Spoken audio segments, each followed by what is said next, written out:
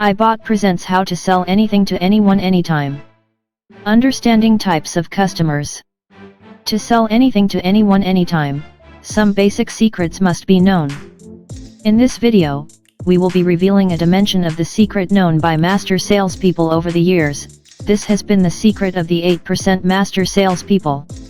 Several questions as regards sales, such as: how do I sell? How can I sell anything to anyone? How do you sell to anybody? How do I sell something without selling? How to be a better salesperson are daily asked. But no one is asking about how many types of customers, characteristics of customers, how to read customers' minds, how to respond to different customers, etc. The truth of the matter is that no one wins his or her opponent without knowing his or her weakness.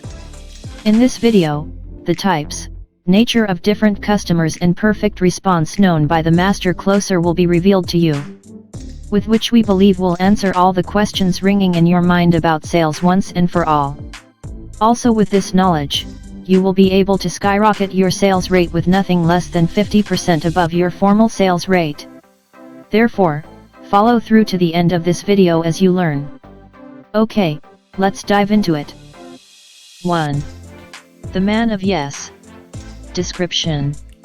It is the customer who will agree with you with everything. He will nod his head in the affirmative and say yes to any argument that has been made. Even when the salesperson offers some sort of crazy sales pitch, this customer will still agree. In reality, the customer has already made up his mind that no matter what the closer says, he's not going to buy today, if ever. This customer just wants to get the sales presentation done. He thinks that the positive nod affirmation or the occasional yes would pacify the closer to giving up on the sales pitch. Solution. To take this customer out of the irritating yes habit, the salesperson should turn to the customer and inquire explicitly, "Why aren't you going to buy today?" This kind of shock question is going to catch the customer off guard, and he'll most likely give you a legitimate answer, not having anything else planned to say. With this answer, the salesperson can then work towards the real sales to the customer and the final close. 2. Know-it-all customer. Description. The title is talking for itself. This customer already has all the answers, and he thinks he knows more about the product than you do. He will tell you that he knows the president of your company personally, or that he was in your particular business at one time or another. This customer is going to do just about anything to make you feel off balance or awkward. In reality, this customer does not want to be outclassified, outshone, or intimidated by the salesperson, particularly if he is trying to impress the person he is with. He knows he's vulnerable around a good closer, so he's putting up a tight I know shield to defend himself. Solution. Let the consumer catch himself. Go along with him and let him justify the product to himself or to the people he has with him. What you have to do, as a professional salesman, is to be respectful and agree with him, behaving as though you are learning something yourself. This client is going to keep talking and finally speak to himself in a corner. This is when you ask him, "Well, since you know all the advantages of this product, how many of them do you want?" Then you will take his answer and run along with it. 3. The big scooter. Description. This customer has to tell you all about how much he is worth, how much he owns, and all the stuff he's seen and achieved. He's going to tell you about all the important people he deals with, and he's going to talk if he likes your stuff enough. He's going to tell all his friends to buy from you, and maybe even buy a dozen or so himself. Money isn't an issue, he always say. In realities, the big scooter customer is most likely to be in debt to his eyeballs. He is living a pretty good life, or so it might seem, but nothing is ever paid for. He probably spends more nights awake thinking about the bills to be paid than about where he's going to invest his money. The customer sees himself as someone he's not. Solution. Go along with the customer, be impressed by him and all he's got. Show respect, and ask him for the secrets of his success. Become a friend of his by idolizing him to some degree. So, When it's time for sales, ask him how much time he'd need to move some of his investment money to buy your product. This gives him time to accumulate some money and save face and embarrassment not being asked if he's got any money now. 4. The thinker, the quiet one. Description: this is the customer who just sits back and doesn't say a word. He may be smoking his pipe or staring out of the window, but he really doesn't want to speak. He's going to look at you with skepticism in his eyes, and he's going to act bored. He's going to have a good handshake and be very courteous when he approaches you, but that's when it all ends. He makes you feel like an actor on a stage, and the audience is just waiting for the show to begin. This customer is instilling a feeling of anxiety on the closer because of his unnerving silence. In reality, the silent customer is genuinely a thinker. He wants to listen to what you've got to say, and he wants to see if you're genuine and sincere. He's assessing you, and he's measuring you up. Most likely, this customer is pretty smart and probably a little knowledgeable about your product and your company. Solution: first of all, be on your toes and keep abreast of all that the customer has to say. Pick up any hint or slip he might make so you can figure out what this client's thinking is about. Be courteous, sincere, and give yourself a bit of a negative pitch. Go soft sell and low key. Don't get overexcited. Instead, present the basic logic of your product and business. Also, describe something about yourself, your family, and your work. You re just chatting and relaxing. This will let the customer know you better first, then he, in turn, relaxes his own guard and carefully lets you know something about himself. This opens up a conversation so that the closer you can accumulate some extra ammunition for sale. 5. The I don't care customer. Description: he fits his name. He is acting like it's not a big deal if he buys it or not. This customer has a closer take it or leave attitude. It seems like he can't care less if the product is perfect, or if it's just barely going to do the job. In realities, this client is nonchalant. With his manners, he behaves not interested, he could be rude and discourteous, and plays hard to get. This customer does not want to be forced or sold by any salesperson. He needs to test the product for himself, so he doesn't want to think about a sales pitch. This customer could be a quiet type or a lousy type. He needs to do things on his own, in his own time. But don't let him trick you. This customer acts as if he doesn't know about it, but he's wide awake and alert.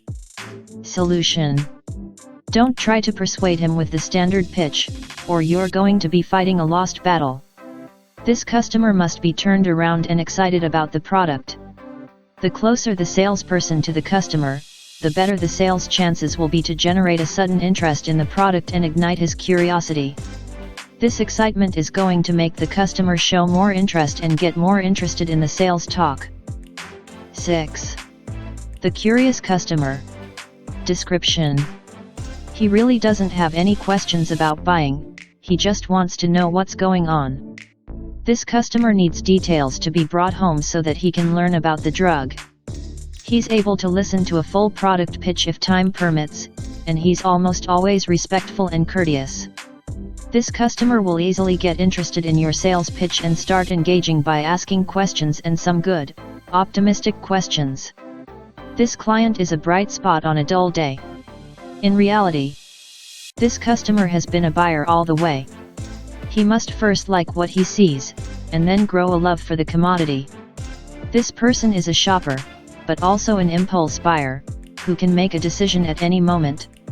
Okay, if he's inspired. He has a good personality to go along with his curiosity, so he's a fun guy to get to know. Solution: give a dynamic sales presentation with a lot of showmanship, get the customer excited and engaged. Get him to talk about how he'd feel to own this commodity. Work on his ego and his pride. Tell the customer that the overstock condition is involved and the customer should take advantage of it. 7. The customer of good nature. Description: this client is friendly, courteous, and classy.